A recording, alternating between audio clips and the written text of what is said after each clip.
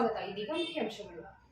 ರಾತ್ರೋರಾತ್ರಿ ಸರ್ಕಾರಿ ಶಾಲಾ ಆವರಣದಲ್ಲಿ ಯಾರೋ ಅಂಬೇಡ್ಕರ್ ಪುತ್ಥಳಿಯನ್ನು ಇಟ್ಟಿರುವ ಘಟನೆ ಭಾನುವಾರ ಬೆಳಕಿಗೆ ಬಂದಿದ್ದು ಸಾರ್ವಜನಿಕ ವಲಯದಲ್ಲಿ ಸಾಕಷ್ಟು ಚರ್ಚೆಗೆ ಗ್ರಾಸವಾಗಿದೆ.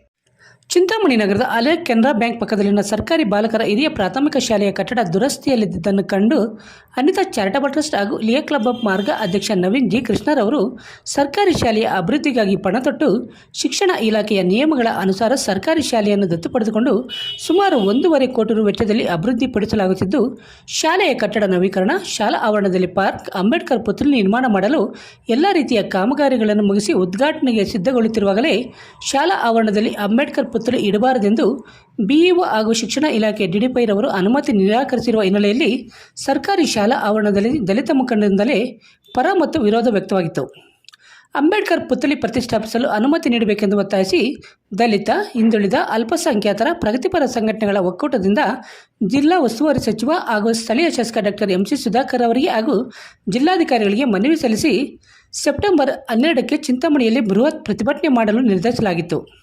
ಆದರೆ ಸರ್ಕಾರಿ ಶಾಲಾ ಆವರಣದಲ್ಲಿ ಯಾರೋ ರಾತ್ರೋರಾತ್ರಿ ಅಂಬೇಡ್ಕರ್ ಪುತ್ಥಳಿ ಪ್ರತಿಷ್ಠಾಪಿಸಿರುವುದು ಸಾರ್ವಜನಿಕ ವಲಯದಲ್ಲಿ ಸಾಕಷ್ಟು ಚರ್ಚೆಗೆ ಗ್ರಾಸವಾಗಿದೆ.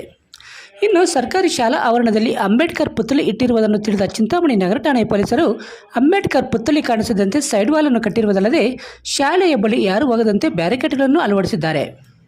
ಇನ್ನು ಅಂಬೇಡ್ಕರ್ ಪುತ್ಥಳಿ ಇಡುವ ವಿಚಾರವಾಗಿ ಹಲವು ದಿನಗಳಿಂದ ಪರ ಮತ್ತು ವಿರೋಧ ವ್ಯಕ್ತವಾಗುತ್ತಿರುವ ಹಿನ್ನೆಲೆಯಲ್ಲಿ ಶಾಲೆಯ ಬಳಿ ಮುಂಜಾಗ್ರತಾ ಕ್ರಮವಾಗಿ ಸಿಸಿಟಿವಿ ಕ್ಯಾಮೆರಾಗಳನ್ನು ಅಳವಡಿಸಿ ಮುಂಜಾಗ್ರತಾ ಕ್ರಮಗಳನ್ನು ಕೈಗೊಳ್ಳಬೇಕಾದ ಕ್ಷೇತ್ರ ಶಿಕ್ಷಣಾಧಿಕಾರಿಗಳು ಹಾಗೂ ಶಾಲೆಯ ಮುಖ್ಯ ಶಿಕ್ಷಕರ ವೈಫಲ್ಯತೆ ಎದ್ದು ಕಾಣುತ್ತಿರುವುದಕ್ಕೆ ದಲಿತ ಪರ ಸಂಘಟನೆಗಳ ಮುಖಂಡರು ಬಿಇಒ ಹಾಗೂ ಮುಖ್ಯ ಶಿಕ್ಷಕರ ವಿರುದ್ಧ ಅಸಮಾನ ಹೊರಹಾಕಿದ್ದಾರೆ. ಒಟ್ಟಾರೆಯಾಗಿ ಈಗಾಗಲೇ ಸರ್ಕಾರಿ ಶಾಲಾ ಆವರಣದಲ್ಲಿ ಅಂಬೇಡ್ಕರ್ ಪುತ್ಥಳಿ ಇಡಲು ಪರ ಮತ್ತು ವಿರೋಧ ವ್ಯಕ್ತವಾಗುತ್ತಿರುವ ಸಂದರ್ಭದಲ್ಲಿ ಯಾವ ಕಾರಣಕ್ಕಾಗಿ ಅಂಬೇಡ್ಕರ್ ಪುತ್ಥಳಿ ಇಟ್ಟು ಹೋಗಿದ್ದಾರೆ ಎಂಬುದು ಪೊಲೀಸರ ತನಿಖೆಯಿಂದ ಮಾತ್ರ ಹೊರಬರಬೇಕಾಗಿದೆ. ಪ್ರತಿನಿತ್ಯದ ಸ್ಥಳೀಯ ಸುದ್ದಿಗಳ ವೀಕ್ಷಣೆಗಾಗಿ ಸಿಟಿ ನ್ಯೂಸ್ಗೆ ಸಬ್ಸ್ಕ್ರೈಬ್ ಆಗಿ. ವಂದನೆಗಳೊಂದಿಗೆ ಪದ್ಮ.